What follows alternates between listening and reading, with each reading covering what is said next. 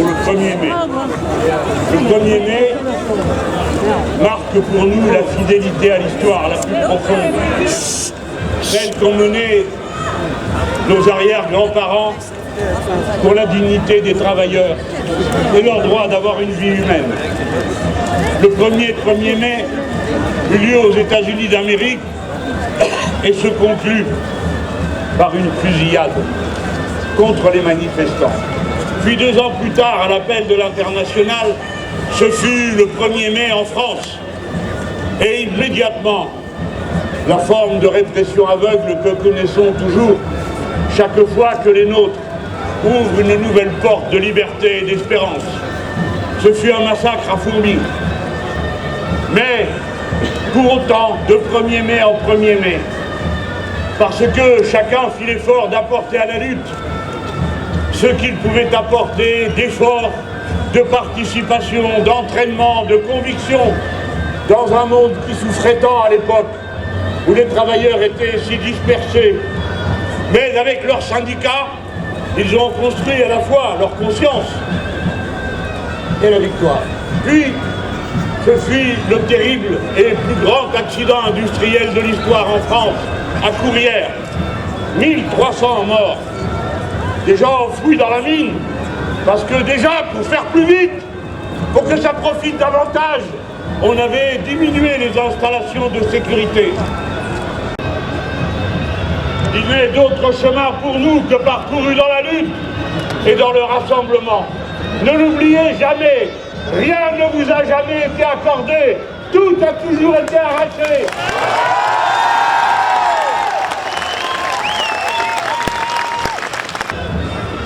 Nous avons pris la décision, mûrie, réfléchie, de tout sacrifier aux objectifs du combat, de passer par-dessus des rancunes dont certaines étaient fondées, qu'on me permette de le dire. Nous avons décidé de passer par-dessus des divisions qui avaient une raison profonde.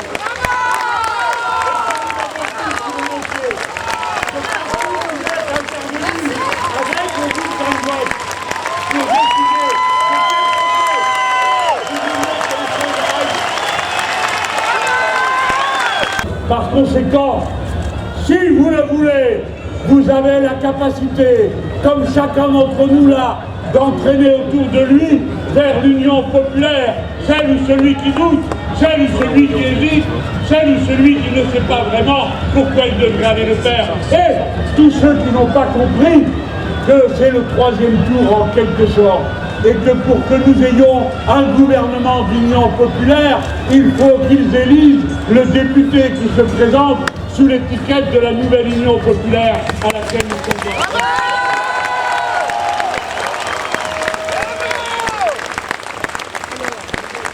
Oui, elle est nouvelle, parce que peuvent entrer dans la lutte aux côtés de l'immense force que vous avez constituée et qui vous appartient.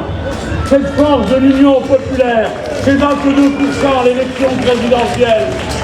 La masse immense de ceux qui peuvent en regroupant faire une majorité et emporter la victoire. Elle est nouvelle au sens de ceux qui la rejoignent.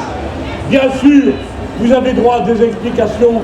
Je vous en donne ce que je peux vous en donner, car vous êtes toutes et toutes, femmes et hommes, assez habiles pour comprendre que quand on est dans une discussion, on s'efforce d'emménager les conditions de la réussite et que, des fois, il peut suffire d'un mot pour tout envoyer dans le mur. Je sais bien que c'est souvent difficile, je ne comprends pas pourquoi les camarades du Parti communiste ont annoncé ce matin qu'ils se retiraient des négociations. Nous ne savons pas pourquoi. Que nous représentons la classe ouvrière, les salariés de toutes sortes, les travailleurs, ceux qui sont en formation, ceux qui sont à la retraite. C'est cela que nous représentons à cet instant. Et nous ne le représentons qu'avec un objectif, l'intérêt général humain, l'harmonie des êtres humains entre eux et avec la nature. Voilà notre but.